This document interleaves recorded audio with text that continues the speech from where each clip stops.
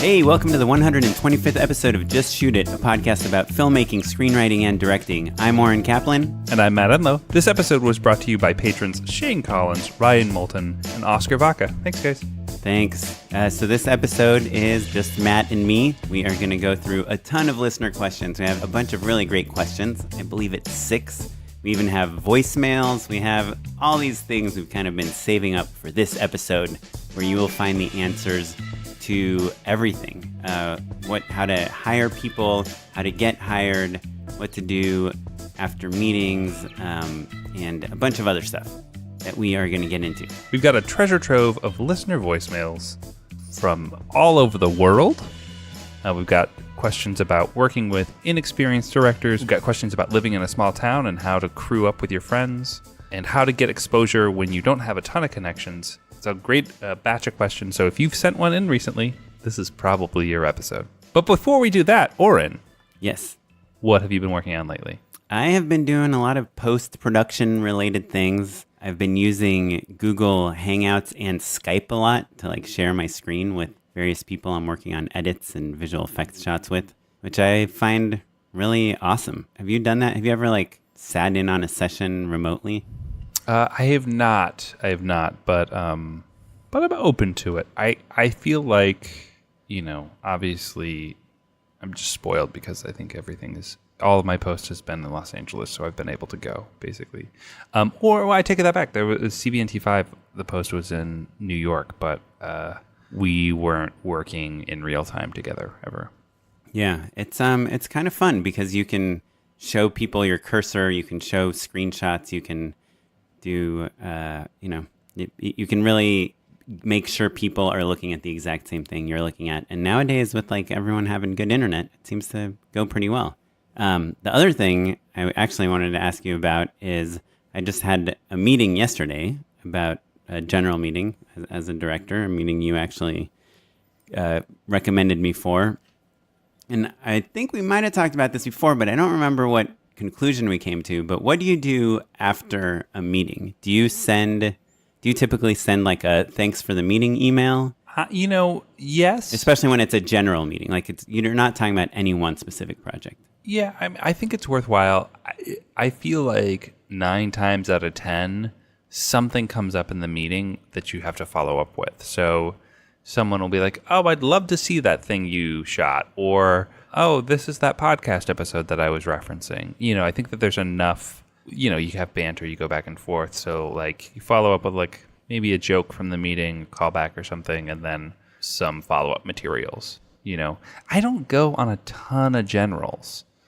And even when I do, I have a sense of what I'm going to maybe follow up with. Oh, here's that writing sample I referenced or something like that. You know what I mean? So I almost always have an excuse to follow up beyond just hey, thanks. You know what I mean? Right. But wouldn't you say most of your drinks are pretty much like general meetings?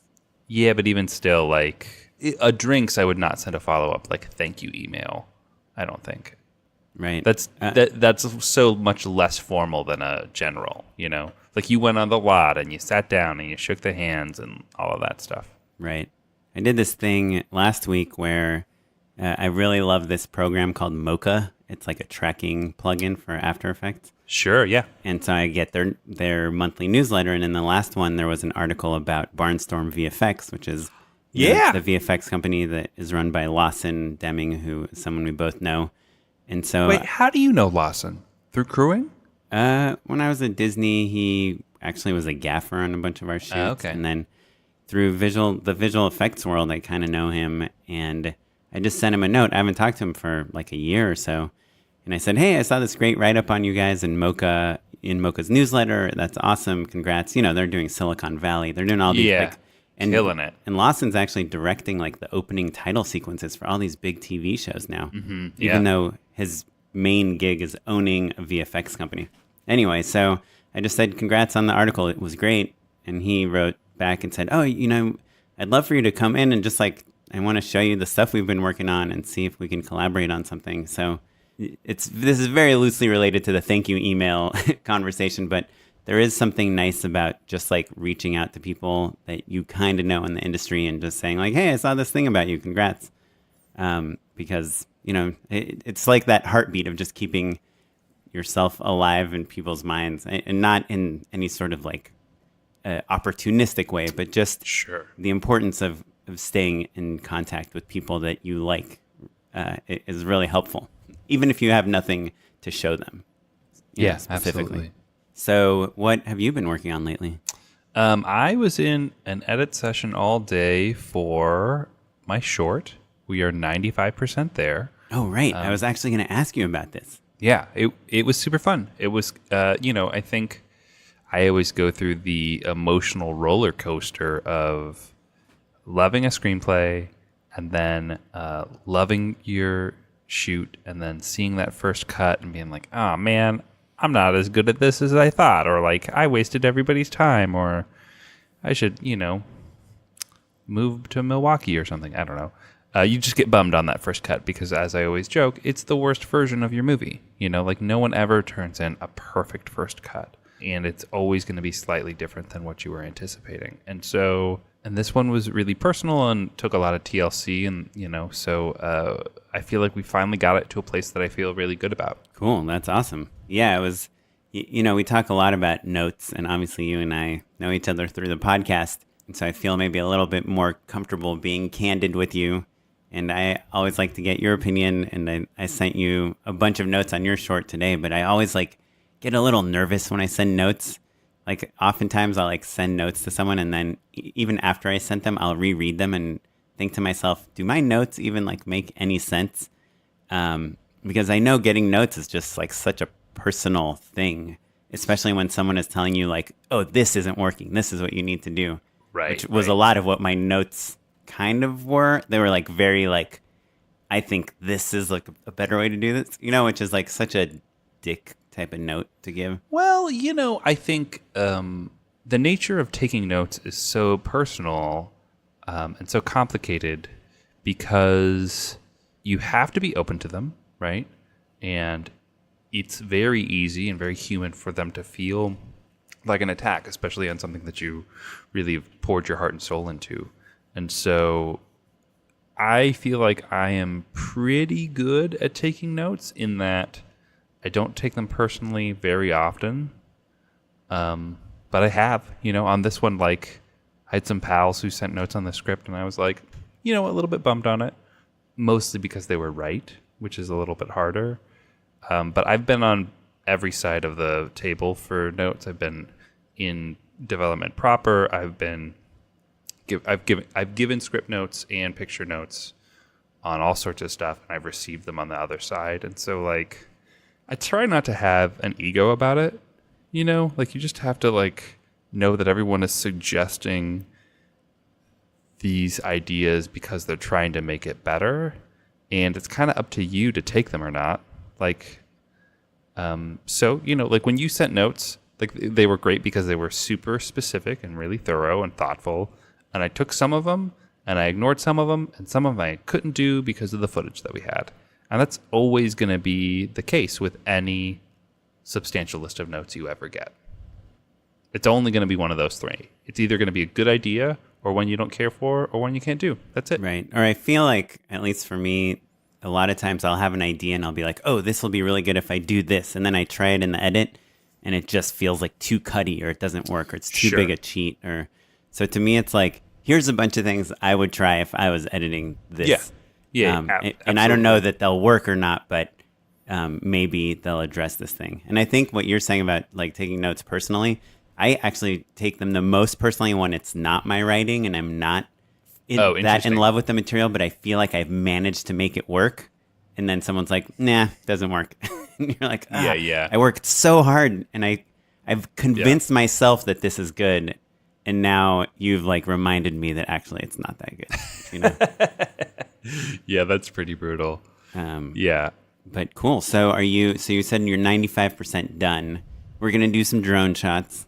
Yeah, we've got some drone shots to do, and then a little bit of light VFX basically gets us there, I think. There's a couple music pieces that we might want to tweak a little bit that might adjust the edit, but mostly there. Yeah, I want to sleep on it, but a lot of good work. And it's clocking in at 8 minutes, 2 seconds exactly. So cool. I thought the length felt good Yeah, to me. it feels good. It's a funny thing because it's a kind of a chamber piece. It's just two people in one space, and so it needs to feel like it has airiness and breadth, but it's also a comedy, so it still needs to have like a relatively high entertainment value. Like there's not a ton of huge laughs in the movie, and I don't think it's aspiring for that, but like it still has to move and be quippy and fun and concise, basically. Right. Do you ever on this specific piece, it stars two actors, your wife and another actor that's done a ton of stuff. Are you going to show it to them and get their feedback, or do you do that ever? No. Yeah. No. I mean, I don't think that's unless they're an EP in some way. Yeah, not really. I mean, I wouldn't be against it, but I just find that when one's face is on camera, you just immediately, it's human nature to start thinking about a different set of things. Right. And responding to them in a different way than any other person would. Right. Because you hear of like Tom Cruise and Brad Pitt and Jennifer Aniston, like all being very much involved in like the edits of their films. Yeah. But I guess they are producers, so. They're producers. They're movie stars. They're the reason the movie exists in the first place. They got the movie greenlit. Right. When I did that TV movie forever ago, and the lead actress, Lori Loughlin, did actually say like, hey, I feel like there's a better take of me here, and I feel like this comes off as kind of inauthentic. Like, do you think you can find a better version of that on a few lines? And I think I want her to really like the movie because I want her to promote the movie, So I don't know. Yeah, it's interesting. Out of curiosity, how many people did you get notes from? Just a handful on the picture edit, because I was pretty open with the script, and I took most of those notes, and then it was just kind of like, basically, if I'd had some sort of interaction with a person recently, then I would be like, oh, hey, yeah, you should check this out. It was not a really thought through or formal situation, because also, like, to me, getting script notes is so much easier to implement those changes. On the picture level, there's only so many things. Like there were plenty of instances where you were like, oh, hey, if you have this angle, I would cut to it there. And I didn't. And so, like, I don't need to hear that 6 times, It's funny because for some reason, I prefer giving notes on an edit as opposed to on a script, because the script is just like so open to interpretation, and it's so much like you are writing the things in your head, and who am I to tell you like how to write it, But in the picture, it's like you said, like you've already captured the footage. Now it's like your only choices are how you can rearrange it and how you can manipulate the sound, which is a lot more flexible in post than the picture. So to me, it might be like the engineer in me, but it's just so much easier for me to give notes on an edit because I understand the building blocks. And on a script, there's no limitations. You can write anything.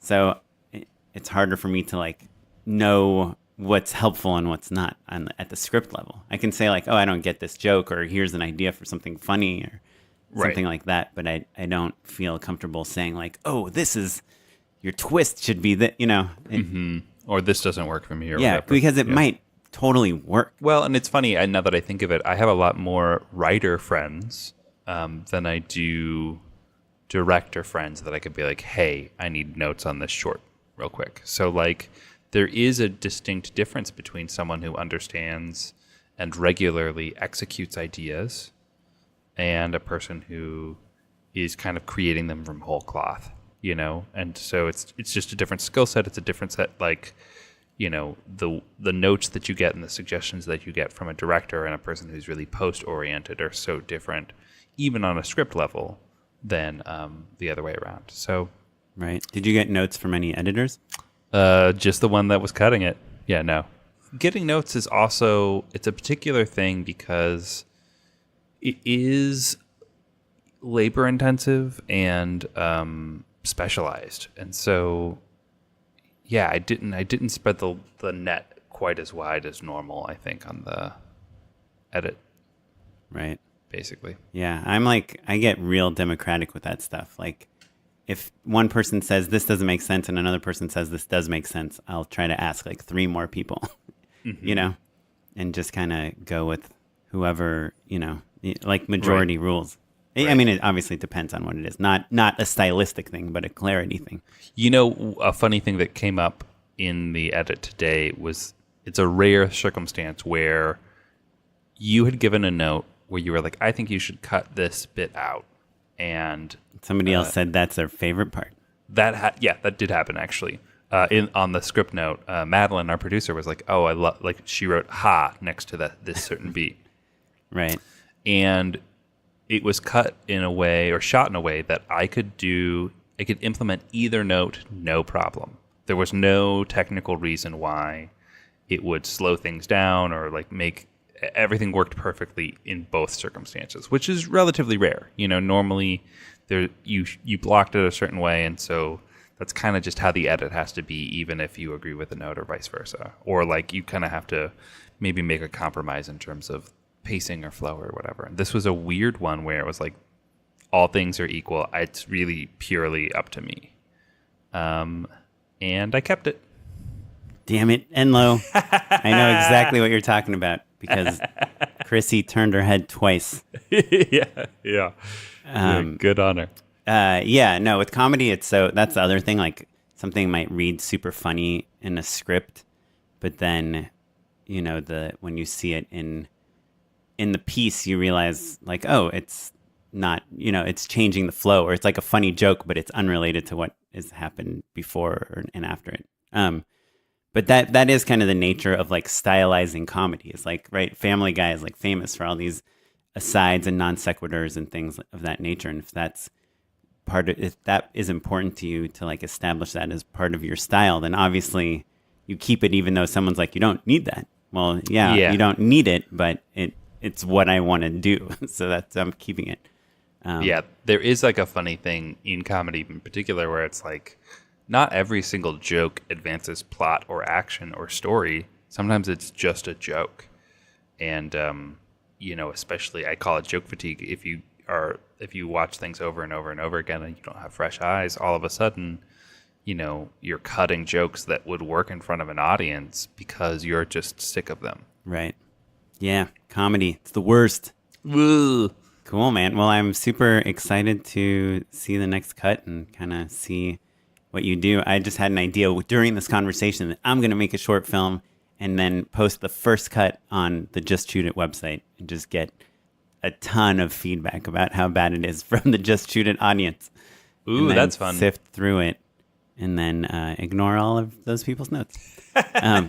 So before we get to our listener questions, just want to remind people to rate us on iTunes and also that we have a Patreon page. We use our Patreon to pay our editors, and we are organizing a live event right now. And it's just a way to say that you appreciate the podcast and that it's helping you out. Check out the Patreon page. It's at patreon.com/justshootitpod. And that's it. We appreciate it. Especially in-tune listeners will notice that we've been plugging a few patrons each episode at the top of the episode, thanking them. So it's pretty neat to hear your name out loud. I'm pretty fond of this, so listen, if you want to hear your name every couple episodes, that's another thing. Yeah, the last patrons we mentioned on the previous episode all got directing gigs after we mentioned them. So. I did hear that. Yeah. One got a 3-picture deal. Yes. It's pretty cool. I didn't know they did those anymore. Yeah, he took 3 selfies. If you'd like to hear your name at the top of the show, if you want a cool sticker, and show your support to our editors, Chris and Jay, help us out. Go to patreon.com/justshootitpod. All right, Oren, let's dig into some listener questions. Hey guys, just want to say a big shout out to everything that you've done. I'm a filmmaker in Australia, in Melbourne, and I run a business, AB Creative, and the video projects that we work on, it's an overall cost, so there's never a director's fee, which from what I understand is around the 10% of the budget. I am transitioning towards becoming more of a director for hire, director, probably second stage writer. And if the budget was, say, 500,000, you would be talking 10% being 50 grand. If it runs under budget, does it become, a lesser amount? And if it runs over budget, does it become more of an amount? Like, how does that sort of work on that side of things? Thanks very much. Awesome work. Love it. And keep up the great work. Hope to hear from you guys soon. My Twitter handle is at Alon Baron, Allon Baron. Speak to you soon. Thanks, guys. Bye. So, Alon asks about how directors are paid as a percentage of the budget. Now, I think he's talking specifically about commercials, right? Or kind of commercial productions. Yeah. Anytime your rate is based off of the percentage, basically, I think is really what he's asking. But for the most part, that tends to be the commercial rate. Yeah. Right. So what he was asking is, if you come under budget or you come over budget, does that percentage remain the same? So if, let's say you have $100,000 to do a commercial, it costs you $120,000, are you now going to get $1,200 instead of $1,000 because you've gone over budget? Or vice versa, if you've come in at $8,000, do you now only get $800 if you're getting 10% of the budget? So this is nice and straightforward, actually. Math is all over the place. We have a clean answer for this one, which is nice. Or do you disagree, Oren? Well, I agree that we have a clean answer, which is no, your salary doesn't change if you go over or under. Right. But I think the premise of the question has some giant caveats. Well, first off, I think it's worth just kind of explaining. If you come in under budget, oftentimes that's called underages, right? So oftentimes the production company is incentivized in some way to do that, right? Like oftentimes underages come with, they get to keep that money basically, or it's divided up amongst people. I know that sometimes an underage can mean a bonus for a certain company or a producer or things like that. So there are certain circumstances where underages put money in other people's pockets. It's pretty rare that that's the director. And again, it makes a huge difference if you are also the producer or also the production company, which I suspect that in some cases, Alon is also in charge of the budget or potentially is privy to what the budget is. Because, you and I, like these Kentucky Lottery spots you're doing, when I did these Xfinity spots, I don't see the line budget. I just know approximately what the budget is. I know what my rate is, and that's pretty much the only stuff I ever see. I don't know if we did go. I mean, I know we went above budget on Xfinity because we flipped. But if that hadn't happened, I would have no idea if we went above or below. They might share that information with me, or they might not. Right. Regardless, it would not affect my rate at all. And if you go over budget, that number doesn't go up because that would just give you an incentive to just spend like crazy. Right. And there is this kind of common knowledge in Hollywood that it's never a great idea to go. Obviously, you don't want to go really a lot above budget, but it's also not a great idea to go a lot below budget because you don't want to teach the people that are hiring you that you can do the work for less money. Yeah. All of these production companies are taking their margins. Those are baked into the budgets. So a production company needs to make a certain amount of money. And there's a little bit of padding in there. And it's nice if they get to take that home. But if a company is like, hey, we want $1 million commercial, and they hand them a $500,000 commercial, no one's happy. Right. And companies know that, then you don't get to make another $1 million commercial. Exactly. But I guess the addendum to this is that this 10% idea is a general place to start from. But I think, if you're making a $5,000 commercial and 10% is really low. But if you're making $1 million commercial, 10% might be a little high.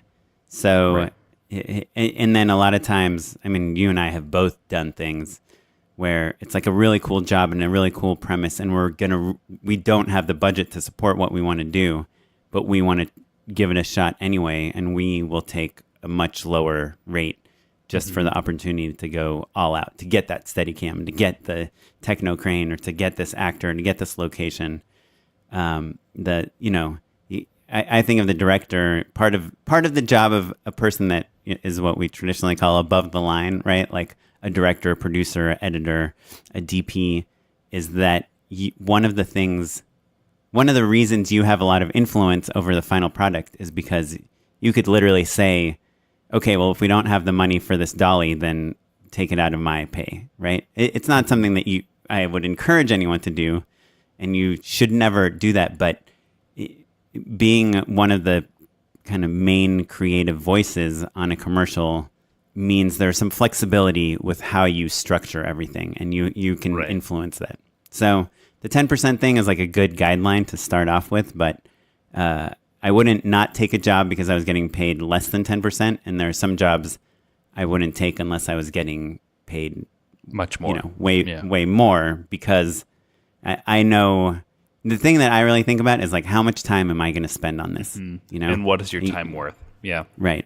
So I usually think about weeks and how much I'm going to make per week. Right. And also, is this project going to be creatively fulfilling, and will it help your career in some way?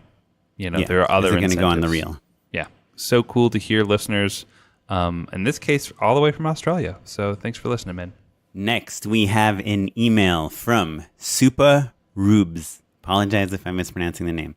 Supa says, "Hey guys, loving the podcast makes my 2-hour journey into work bearable. I have a 2-pronged question. I'm currently in pre-production for a short horror that is a film on its own and also something I would like to use as a proof of concept for a feature I'm writing on spec. Question 1, is it better to release via the festival circuit or online if my aim is to get industry eyes on it?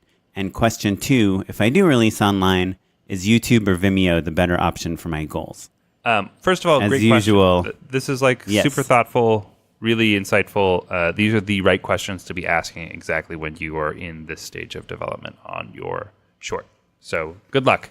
Yes. Oren, let's start with question 1. Is it better to release via the festival circuit or online if her aim is to get industry eyes on it? Well, as usual, the question that 90% of our audience hates is, does Supa live in an industry town or not? I'm going to stop you right there. I think that answering this question doesn't have a ton of bearing on whether or not they live in an industry town. So I want to hear more about this point of view of their geographic location being a part of the equation. Well, because the question is, should I get it online, which lets anyone anywhere in the world see it, or should I focus more on festivals, which by definition are just much more geographically connected, right? If it is a festival in LA or New York or Chicago or London, there's going to be travel costs associated. It's going to be expensive to go be at that festival with your short, trying to get industry people involved in it. If you happen to live in LA, or you happen to live in Park City, or you happen to live in Austin, which is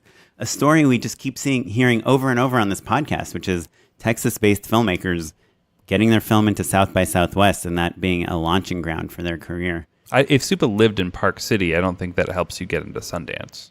I think South by is kind of an interesting outlier in that way.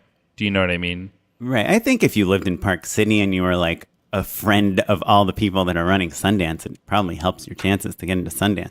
But also, if you do get into Sundance, you're there. It doesn't cost you anything to be there.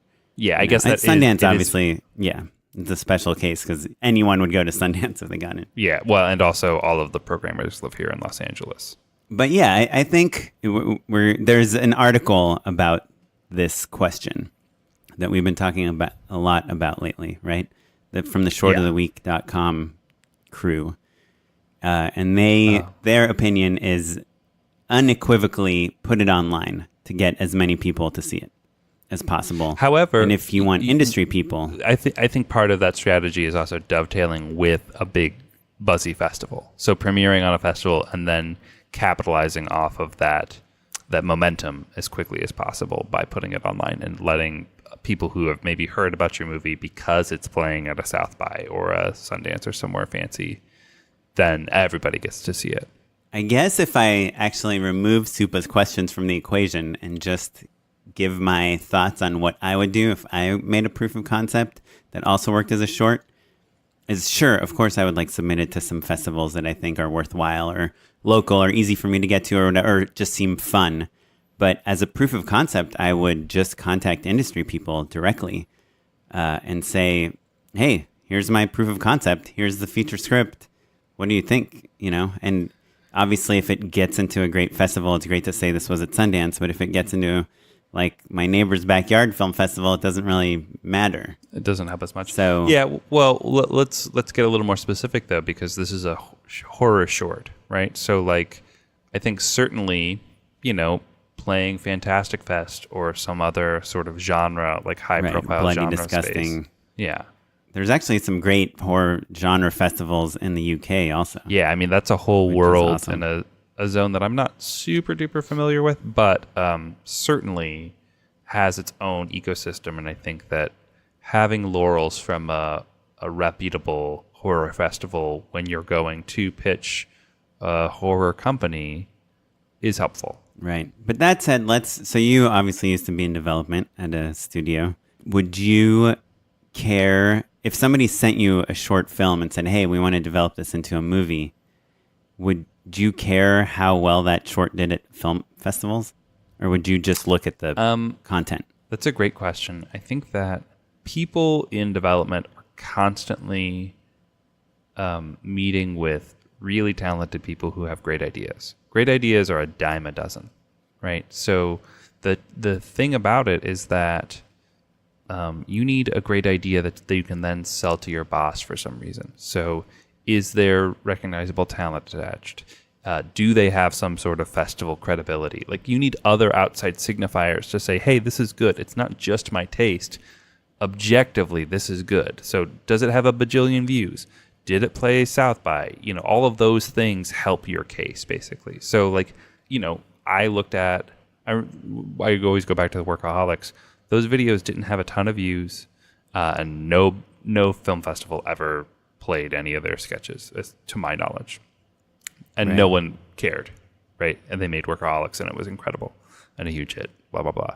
So, like, is it a barrier to entry? No. But does it make things easier and better? Yes. Yeah, I guess it's just not that important. Like if you get rejected from every film festival, it doesn't mean anything about the prospect of it. I mean, it might mean that, you have some work to do on the short or the proof of concept, but I wouldn't let that stop me from trying to get it. It could also mean that, you submitted the same year that a movie that had some similar superficial aspects of it. They were like, oh, well, we've got too many single take shorts. So we're going to just pick our favorite and that's that. Right. But also just kind of relying on industry people to watch shorts at film festivals is just, it's a little bit of a needle in a haystack type of situation. If I was really trying to get industry eyes on a short film, I would just try to send it to people. I'd post it on Facebook and I'd say, hey, does anyone know anyone at Lionsgate or at Blumhouse? Or I would really try to like go straight to the connection that I'm trying to. And even, pitch people to make short horror indie films. I'd look at other indie films that are in the scope of the movie that I'm trying to make and try to contact those producers. So I think we're circling around kind of a broader answer to this question. And I think it's twofold, right? I think there's the question about industry people, and then there's the question about audience. So, to answer the second part of your question, YouTube versus Vimeo, and festival circuit versus online, there's the question of who is going to like your movie, right? So in this case, it's a short horror film. So the obvious choices are horror industry people. That's a pretty tight-knit community, so like you can figure out who the players are and what those companies are. Getting your movie to them is going to be key, right? And those people tend to be at horror film festivals, but also there are specific online communities and there's other conventions and there's a lot of different ways to get to them. So that's one thing, right? The horror industry people are specific, right? Just like every other niche. We talk about comedy all the time. We talk about UCB all the time because that's just we figured out, oh, these are the hot spots for where the industry professionals tend to congregate, right? So figuring that out for your movie is important. And then also on the same token, like the online communities that are going to like your movie are are different for each, as different as each movie is, right? So YouTube versus Vimeo, is your movie like a little more artsy? Is it a documentary? Does it have real visual flair? Then maybe Vimeo is right. Does it have an influencer, or is it maybe a little broader or play to a younger audience? Then maybe YouTube is right. Is it a minute long? Maybe it's Instagram then. So it's hard to have an exact answer for each, but I think if you're thinking about your audience, both the broad audience and then the narrow one of industry, that's going to help set yourself up for success and get your movie to the right people, to the people who are going to love it the most, which is really what we're trying to say. Yeah, I totally agree. So good luck with and send it to us. Yeah, we'll check it out. Can't wait. Cool. Well, thanks, Supa. Next, we got a voicemail. Hey, Matt and Oren. This is Daniel Jahzzar, first-time caller, long-time listener. I just wanted to say that the show has been hugely inspirational and amazing, so thank you for all that you guys do. I just recently sat down and had a meeting with a fellow director after meeting them at a film festival, Dances with Films, where my film Evening at the Diner premiered, and it turned out to be a lot more beneficial than I thought, meeting with another director. Being a director myself, I actually learned way more than I expected. One of the things we discussed was a mentor, and I hear a lot about the importance of mentors and how much it can help people in their careers, and I was wondering if you guys had any advice about how to reach out to a mentor, what's the best way to go about it, and what do you do once you find a mentor? How often do you meet with them? Any information is very helpful, and thanks so much. I look forward to hearing your answer. And you can find me at Instagram at Zagayer, that's Zagayer. Thanks so much. Well, this is a great question from Daniel. I'm actually really curious to see what Matt says, because I think he has a lot more experience with that idea than I do. Yeah, I think you're overestimating me. But you went to film school. Did you not have like a mentorship program? Maybe, but I did not participate. It's hard to really illustrate how dumb I was in film school. It was just kind of like walking along, like, oh, I love movies. Right. So just to summarize, Daniel is asking about how important a mentor is in the film industry, like another director maybe that's more experienced, and how you find a mentor. Mm-hmm. Yeah, so I think there are a few kind of very clear or delineated pathways of like shadowing, interning, things like that. And, I think you and I both have had some experience and mixed success with both of those. They've always been really positive experiences. But I think that the more fruitful mentors that I've had have really been,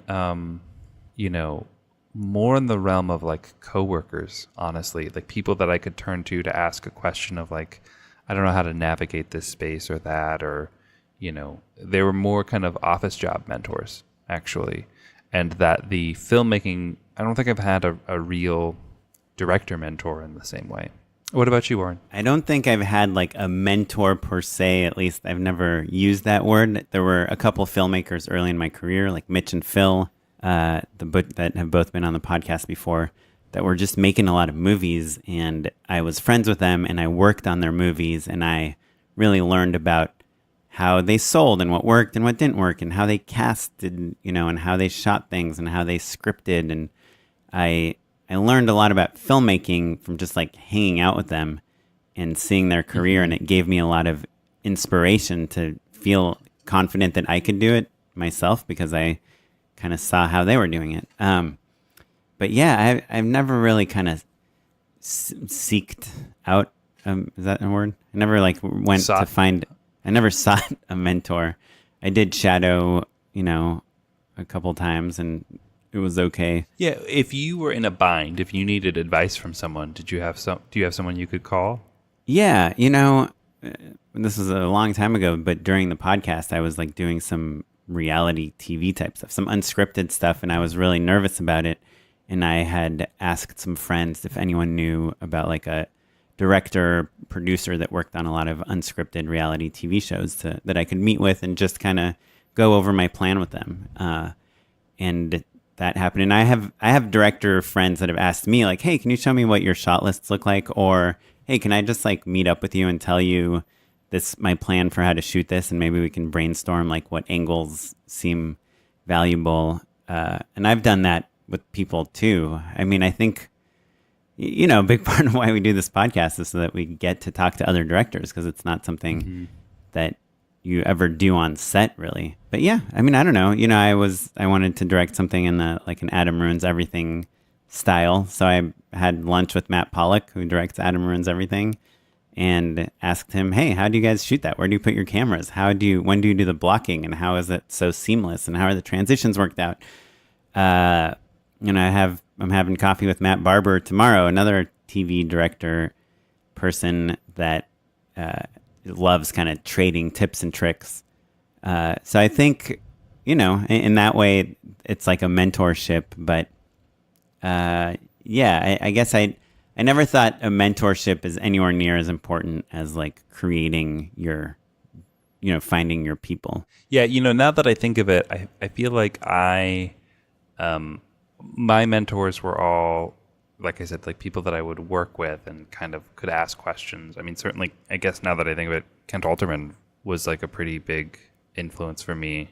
But I think that the other reason that you and I started this podcast is because we like helping people. And so I think that you and I both were often asked by younger filmmakers and continue to be asked by younger filmmakers, to show people the ropes a little bit. And so I think that there's probably a certain type of person that makes it known, like you kind of hear through the grapevine, like, oh, my friend so-and-so has done that before, and they're really generous with their time. Maybe, give them a call, or they would know what to do. They'll help you out, that sort of thing. And so I think that sometimes people sort of cultivate that sort of community, but I think film festivals are the other way to, like, whether you're on equal footing or someone's a little bit further along in their career than the other, a film festival is another great place to meet other filmmakers that you can kind of connect with on that level. Yeah, totally. I guess my kind of closing advice for Daniel is like find people that you're really impressed by and try to hang out with them as much as you can. And help them out, be generous. Yeah, and it's not just on the directing it, obviously on writing. For me, editing, just watching editors work and watching people do visual effects and all those things is really inspirational for me. When I was at Disney, the other directors there were doing things that we were always kind of trying to outdo each other, and that was kind of a mentorship program too. So hang out with people that you respect and are impressed by, and you'll get better. Thanks for listening, Daniel. Yeah, thanks, Daniel. So our next question is from Allie Kornfeld, friend of the pod and also friend in real life. What up, Allie? She was and still is the writer's assistant on Warigami, the show that I was working on earlier this year. So Allie says, hey, Matt and Oren, I'm a longtime listener and big fan of the show. A friend and I would like to hire a young director for our ultra-low-budget workplace comedy web series who has a lot of experience directing theater but no experience directing film. Part of the reason we want to hire her is she seems to really connect with the material, has brought a lot of funny visual ideas for inserts to the script, and is very enthusiastic about getting to direct. Obviously, we'll need to pair her with an experienced DP who can take charge of the technical while she focuses on the performance. But how can we mitigate the risk of the following while still fostering an atmosphere of trust on the set? And she lists 4 things that she was concerned about. Making sure that the director and the DP understands how the shots will cut together. Framing shots, like does she have a good eye? Can the DP do this part? Number 3, eye lines. And number 4, crossing the line, which is kind of related, right? Like directional continuity. And then she closes by saying, is it rude to ask if she has read any books on directing or to recommend she reads a particular one? She seems very intelligent and thoughtful. Thanks again for sharing your knowledge and creating this community. Hey, thanks, Allie. Great question. Yeah, really good question. Boy, it makes me think back to Squaresville, which was my low-budget slice of life web series, and I think about how little I understood of all of those 4 things that you're describing. What? You went to film school. You knew all of them. No, man, I'm telling you. You were the worst student. I watched a lot of movies. Right. I went to film school, but it was like I got an English degree. I just, instead of reading, I watched movies. Okay, so let's go one by one on these. Making sure the DP, the DP understands how shots will cut together. That's the big one, honestly. I think understanding the way that an edit works is the one, in my experience, that takes the most just actual honest to goodness experience. It's hard to learn from a book. It's hard to it's hard to know how to do it without having just done it before. Right. And the way producers mitigate this a lot when they're working with newer directors is they just demand that they shoot coverage. Hey, can you just make sure to get like a close-up of each character in each scene and a wide shot? And I would say, I mean, that's genuinely pretty good advice, because... And that's kind of like TV style, right? Yeah. If you have 2 clean singles and a wide master, you're going to be able to cut the scene together. And I think that when I was younger, knowing that, having that up in my back pocket, that maybe it wouldn't be the best looking scene, but that I wasn't going to ruin it with a mistake, made me feel better, Yeah. I mean, Ali says that they have an ultra low budget, but obviously if you can get a second camera, it almost could save any scene, even if it's not quite shot, in the most perfect way. Yeah. Yeah, because there are going to be things that this director learns along the way. And so it sounds like the instincts that you have of understanding performance and adding jokes and all of that, I think, is right on, and that this person will be excited to learn. But yeah, I think coverage is probably the way that you make sure that you have a show at the end of the day. Right. And I guess just to rattle off a few obvious first-time director mistakes is I've seen a lot of new directors cut way too early in a scene, or not give like an exit to a scene, not let things play out, or not let characters exit or enter, kind of those transitional pieces that you wish you have in the edit. A lot of people, I think newer directors will be like, that was great, cut, like let's move on. Yeah. Let them, don't call cut until people have really finished their thought, and make sure that you have an in and an out to the scene. That's really good. Yeah. So that's just a note to give. So the next one is framing shots. Does she have a good eye? Can the DP do this part? This, I think, the answer is all over the place, right? Yeah, sure. It's a workplace comedy web series. So I think there is some flexibility. Like if you think of a show like Workaholics, which I'm not super familiar with, but in general, or even like The Office, like those shows are shot really well, but in my memory, like just a wide shot and close-ups on the characters would make most scenes work. Yeah. There's not anything especially tricky with that stuff. Workplace comedy is honestly, it's kind of hard to make it look incredible, but it's also hard to mess it up. Yeah, I mean, you look at Corporate's an incredible looking show. That's a pure workplace comedy. Right. But in terms of like framing and composition, I think any DP will, when you say, hey, let's frame up for a medium shot on this character, they'll probably frame them a little bit, a third in the right third or the left third, depending on what direction they're looking in. And I do think the DP protects the composition and the lighting to some degree with minimal input from the director. And that's when the director makes the biggest difference. Hey, I want my character in the center of the frame instead of on the side. Yeah, I think that making sure that all of you have had some conversations about maybe what influences or comps or philosophy you want to share, I think will go a long way with this.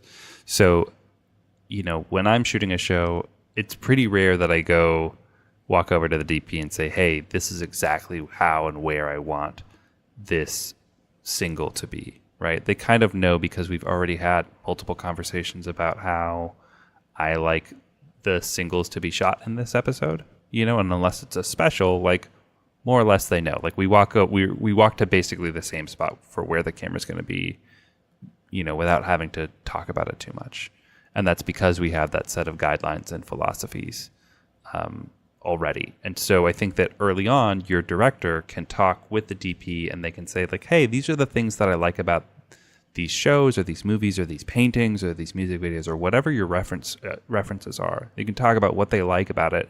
The DP can help translate that and explain to them the specific things that are going into that image. And that really educates them. That's how I learned most things. I feel like it's like saying, oh, I want to do this, and then them being like, oh, do you mean that you want it on a 100 millimeter lens, or that like a darker background, or the lighting? What is it about this image that you like? And that breaking that stuff down in advance helps you create a visual language for the show. And then when you're on set, like Oren said, the DP can kind of protect that idea pretty quickly. Yeah.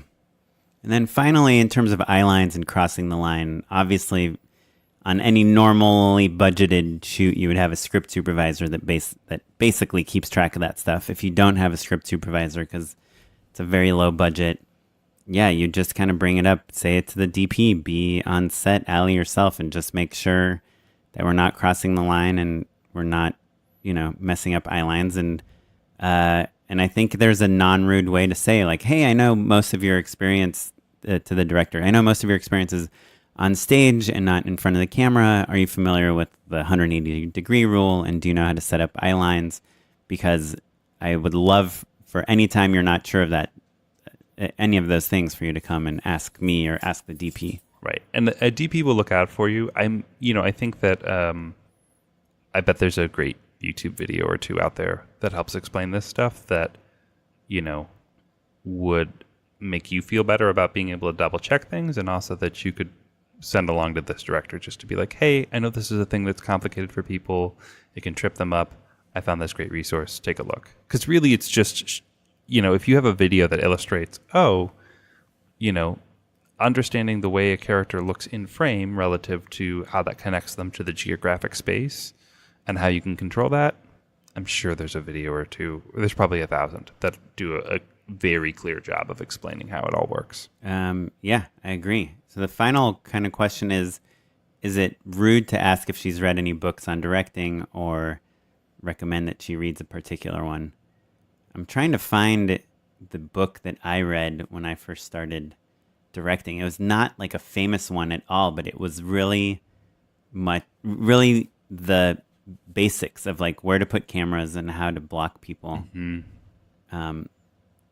Like there's obviously On Directing Film by David Mamet, and there's like the Sidney Lumet book, but they don't talk very specifically about technique. Even Rebel Without a Crew, they talk a little bit more about the big picture stuff.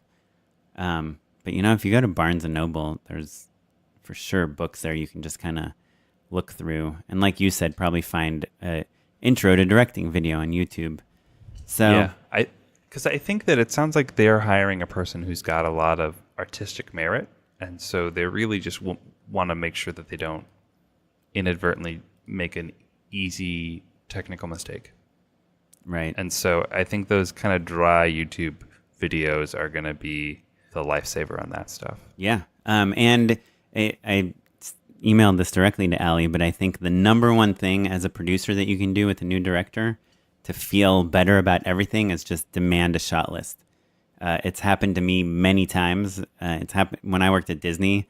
The first few things I directed, the head of our department asked me to see my shot list, and I was like not really making shot lists at that time, and I got super annoyed, and I was like, ugh, they don't trust me, but it was smart of him to ask me because it forced me to like share my plan with everyone, which is part of the job of the director. So ask for a shot list. I think that'll get you really far, and then review the shot list and don't be afraid to like just be curious about it. Like, oh, are you going to get a shot of this? Are you going to get an insert? Are you going to, is this going to be boring? Whatever. I think, there's a way to learn how collaborative this person is, right? Like asking questions because you're curious, not because you're second guessing them, but because you want to know and understand better and maybe plus it and help them. If they have a problem talking you through their vision, then, maybe they're defensive about something, or maybe they're not the right fit. But it sounds to me like you picked a person that you really like, and that they're going to be really receptive to working with you to make sure that the show is awesome. Yeah, agreed. Go get it, Allie. Awesome. Cool. Well, our next question comes from Steve. Hi, I am Shreve, and I am a new filmmaker, I suppose. I haven't really made anything. I've just been learning and trying to get my bearings on what to do, and I am wondering where to go with the inability to have crew or actors. I live in a small town and I don't have very many friends or family that could help me make videos or would be willing to or can have the time or whatever.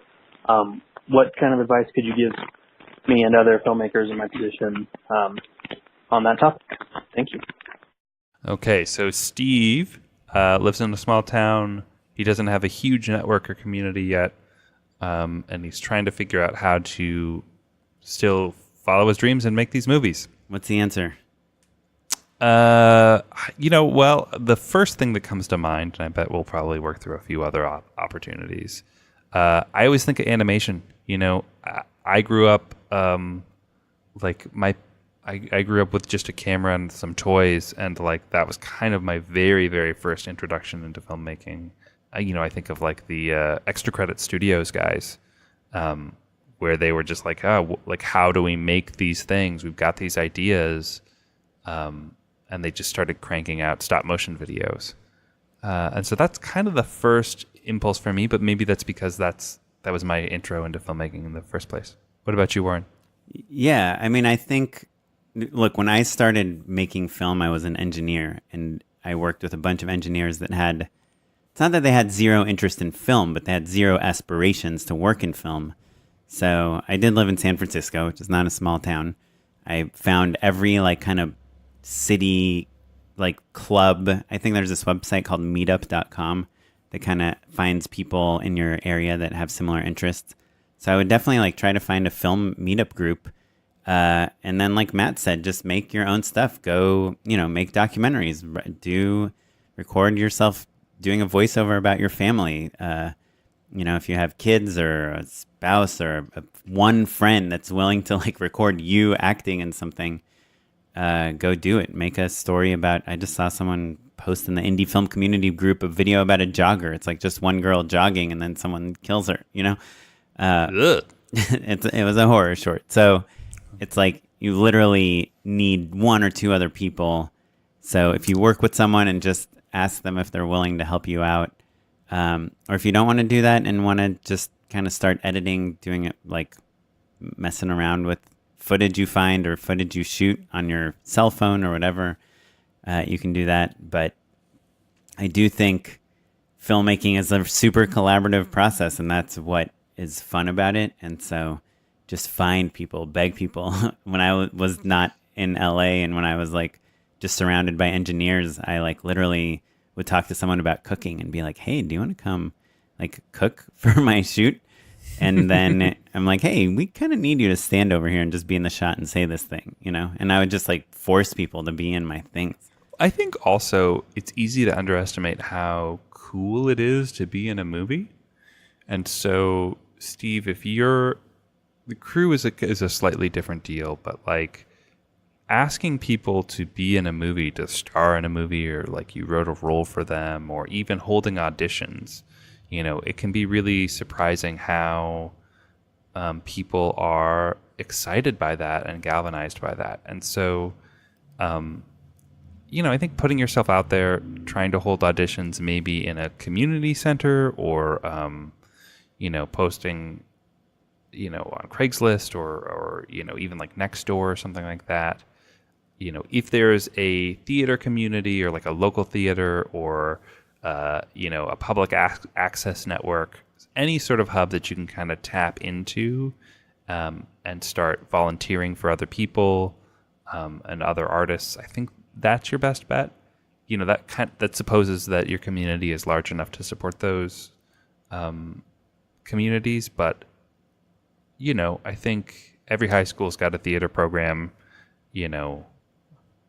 their local colleges, junior colleges, kind of tapping into those networks, I think will be your best bet. And look, if that's not for you, there are plenty of great experimental filmmakers and independent filmmakers that have made really out there, interesting, unique films as the result of not being a part of that network. And so I think don't dismiss that. But if you're hey, I want to make kind of big ensemble comedies, then it's time to go out and meet an ensemble of comedic actors. Yeah, but I think sometimes necessity creates, necessity is the mother of invention, Steve. So let us know whether you want to dive into your local community in some way and build that network, or if it's something where you you go lone wolf style and invent a brand new style of filmmaking. Shoot a story about your dog. Sure. I do find that, like, if you do make a short film, even 100% by yourself, and you put it on Facebook, people will come out of the woodwork and kind of say, like, oh, hey, if you make something else, let me know. I mean, my brother is an engineer also in San Francisco, and he had no friends that were involved in film, and he found, a bunch of random people in San Francisco, and now they work on things together all the time. Well, and I think if you look at filmmakers that, recruit interesting people who maybe you wouldn't always see in front of camera in Hollywood movies, they make incredible, interesting, unique films. And so that could be your superpower. So let us know how it goes, Steve. Send us your stuff. Yeah. Keep shooting it. Thanks, Steve. Okay, final question from Jesse in Austin, Texas. I'm Jesse. I'm 20 years old, and I'm currently living in Austin, Texas. And in 2 weeks, I'll be directing a pilot for a 10-episode series that I've been working on with some close friends of mine over the last year. It's based on a short film we made a year ago that's gotten a tiny, tiny fan base. We actually did a Kickstarter for it, which reached and surpassed its goal a few days ago, which is pretty darn cool. So I've got 2 questions for you guys regarding this project. One, with this being a pretty low-budget project, what elements should I be focusing on as the director that will help sell the show, or help, I guess, get people interested in it? And my second question is, after the project's done, what's the next step for somebody who has minimal connections to people working in film and so on? So thanks, guys. I love y'all's podcast. It's been super encouraging, and it's one of the reasons that I am where I am on this project. And for those interested, the project is called Detective Max Danger. You can find us on Instagram at Detective Max Danger, and you can find me on Instagram at Yosej. It's YOSEJJ. Thanks, guys. Hey, Jesse, thanks so much for listening to the show and dropping us a line. Detective Max Danger. All right, so Jesse wants to know, basically, he doesn't have any Hollywood connections. He wants to know what he should be focusing on to get this show on people's radars and get it sold. Yeah, so I guess my first question, which is always my first question on something like this, is why 10 episodes? We've discussed this before, but what's the advantage of shooting 10 episodes of like a no-budget show that you're trying to sell and gain interest in and build a fan base out of? Like, why make 10 when you could make 5 and have twice as much money per episode or twice as many resources, right? What do you think? So I totally hear that. I think that going back to Squaresville, we did 2 seasons, 16 episodes a season, plus a ton of like Q&As and ancillary content and stuff. So basically an equal amount of ancillary content. And the reason that I did that was because I needed to build myself a runway to build an audience. That I needed, I'd seen plenty of web series that people had done that were like 4 episodes long, and like people didn't have time to find them. They were already released and up and done, and people weren't talking about them because it was already over. And so that's the reason why I went for that. So, I think that there's some logic, and I understand it's okay to be like, because I wanted to. So right. 10 episodes. No, yeah, for sure. If your kind of goal is to tell this fully formed story and show how a character evolves over an arc, and also, I guess, to Jesse's point, he did do a Kickstarter for this and raised money and said, hey, with this money, we're going to make 10 episodes of this show. So I guess he's kind of obligated to make 10 episodes. So I think given that, if I was directing a show like this, the thing I would focus on is just really what makes it special, what makes it unique, what makes it pop, I'd probably try to make each episode special in some way, so that maybe you've made 10 episodes and you think 2 of them are really amazing, that you could send those around and show them to people and share them with someone, even if they only have like a few minutes to watch. I guess that's what I would focus on, is like less about like homages and more about just like making something special and unique. And again, that's what I would focus on if you want to help sell the show and have it stick out as something, you know, that's uniquely made by you and that someone would hire you to do. So I don't know if that's a super important goal, though, to be honest. Yeah, I think that maybe we could take a step back a little bit and talk about. So, Oren, you and I kind of came of age in the world of web series back when there were far lower expectations of what a web series could be and if it could be profitable and all that. You know, doing a web series in a lot of ways when we first started out was like, wouldn't it be funny if our friends saw this? Like, wouldn't it be cool if 1,000 or 2,000 or 100,000 people saw it? And like the idea of doing a professional web series wasn't really on the radar. Like, there was always the Guild and there was always, you know, those handful of like big hit shows, but in a lot of ways it was an opportunity just to kind of like get people together to do a thing that maybe people would see, and like you would have a cool time doing it, and like you would get some real practice in. And so I think that in the same way that short films can be a showcase, or they can also just be training wheels, you know, I think that because now you know that short films can go to huge festivals, and you know that they can be turned into movies, and you know that web series can sell to other bigger places, there's a lot more pressure on people that they put on themselves to like make this huge, awesome thing.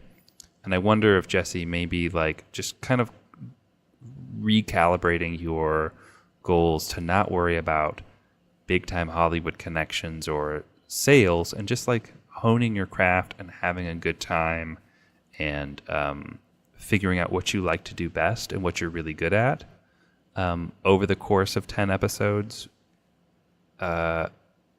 maybe is the thing worth focusing on the most.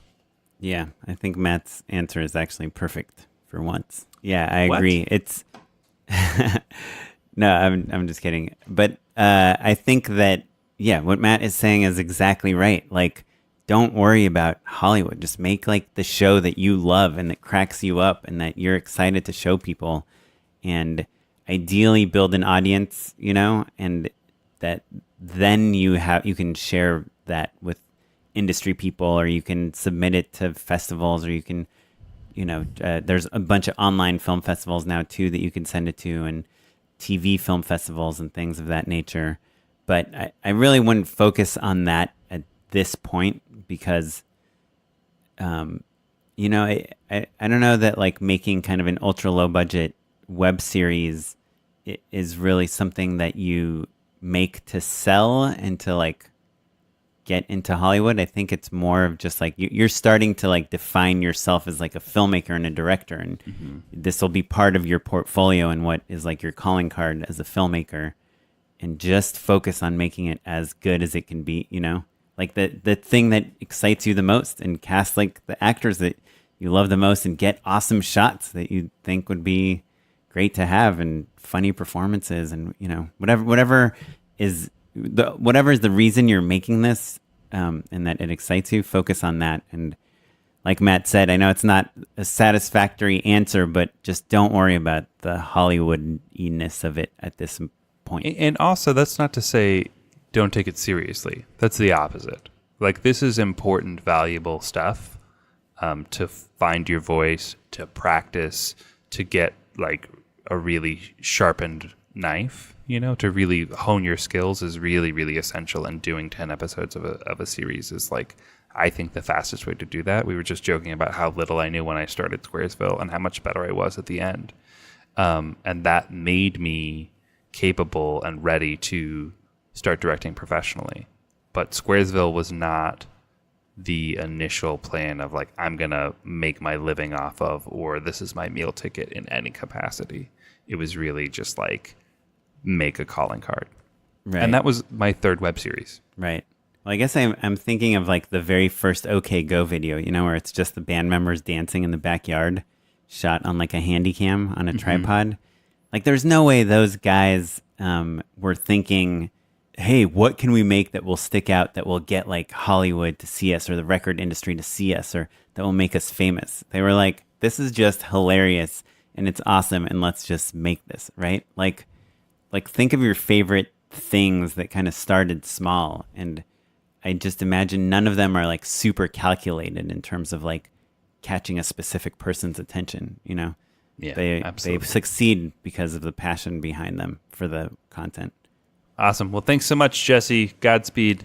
Let us and know how it goes. Yeah, and just because Matt and I saw your Kickstarter campaign, check out Channel 101. It's this group of people that make really funny short parody series, and they remind me a lot of your show, and it might be some inspiration and a great destination for a show like yours. It's where Dan Harmon, the creator of Rick and Morty and Community, got started. He actually started Channel 101, right? Yeah.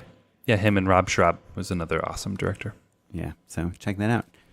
Well, that's it. We got through all our big Woo, listener doggy. questions. We did it. Awesome. Another good one in the can, Oren. Great work. Thank you. It's all me. Good work to you, too. Should we hop into some unpaid endorsements? Unpaid endorsements. My unpaid endorsement comes via Maureen Barucha, previous guest and current Facebook friend of mine. Maureen has been posting basically nonstop about the behind-the-scenes stunts Of Mission Impossible. of Mission Impossible Fallout, and I'm enjoying all of them. So, Maureen, if you were listening, you're doing God's work. Thank you so much. And so there was one in particular we'll have in the show notes, but just about how Tom Cruise did 35 million skydiving routines before he got it right. And, you've heard a lot about the stunts in these movies. That's kind of like the big selling point at this point. But Fallout was incredible, and those stunts are really great. And there's something about somebody being that committed to being a movie star and just going all out that we don't really have in movies anymore. And it's a thing that I really appreciate. So, God bless Tom Cruise being a friggin' maniac and like jumping out of an airplane 200 times so that he gets a shot right. I know. Talk about a comeback. That guy is like at the top of his game. And I just saw the movie last night, and he is like so good. It's insane. So good. That movie is pretty rad. Yeah. So check out Mission Impossible Fallout behind the scenes. Probably everyone that listens to this podcast has already seen all those videos. It feels like it because you've heard all the hype of like Tom Cruise has done this, Tom Cruise has done that, but like really just sitting down and spending 7 minutes to watch one of these videos puts it in perspective, and also I think is a genuinely you catch cool little pieces of what the different ways that they capture all of these different insane stunts. So they've got helmet rig cams, they've got all sorts of crash cams, they've got follow cams, and all sorts of stunt drivers, and it's incredible. So I recommend it. Oren, what you got? Yeah. One last thing about that is I read this interview with Christopher McQuarrie, the writer-director, and he said that for all the big action set pieces, he didn't even have locations for them when they were already like in pre-production. He just asked the location scout to give him the best, most amazing looking locations they can find. And they're like, okay, well, what is the scene that needs these locations? And Christopher McQuarrie was like, I don't know. You should tell me the locations first, then I'll write the action scenes for those locations. Drive a motorcycle through it. Yeah. But he said whenever he writes the action first, like the locations they find to make it work, like have no scope and feel really small and not amazing looking. So for this movie, he tried to do it backwards, where he wrote the action to the locations, and I think it works. Yeah. Okay, so what I have is, we'll put a link to this in the show notes because I really don't know how to describe to find it, but it's the original Planet of the Apes preliminary production information guide. It's this document I found online somehow, and it was written June 7th, 1967. It's from James Denton, the director of publicity at 20th Century Fox Studios. And it's like a 30-page, not even 17-page presentation of what this project is. And I just loved it so much because the way, like even in 1967, like 50 years ago, the way that they are pitching a movie is not just a script. It's not just a franchise. It's like, so they open up with the cast and the staff, and then they just describe everything. Planet of the Apes is a third film by Arthur P. Jacobs Productions. It goes before the Panavision cameras while the young filmmaker is still supervising editing on Dr. Dolittle, the costliest musical ever made. Jacobs' first for the studio was the highly successful What a Way to Go. So just in introducing the project, they're already like talking about how amazing this director is, right? Name dropping stuff. Wow. And then they're talking about the cast and how everything's going to be under wraps and how no one is going to go off set with the ape makeup on because it's going to be a secret that's going to dazzle everyone when they watch it. And just there's like this kind of golden age of Hollywood built into the writing of this thing. But, so here's a sample paragraph where they write, "The problem of makeup involved the collaboration of chemists as well as makeup design artists. It's necessary that the performers in ape roles be able to manipulate their faces realistically. They must be able to use the face to depict emotion. Obviously, they must also be able to use it to eat. And the first substances employed for makeup stiffened so that the actors could not chew. For a while, it appeared that they would have to subsist on a liquid diet during their working days on the film, but ultimately a combination of substances resulted in a makeup which gives them full facial mobility." So they're like already in the presentation of how they're going to make this movie. They're talking about the technology.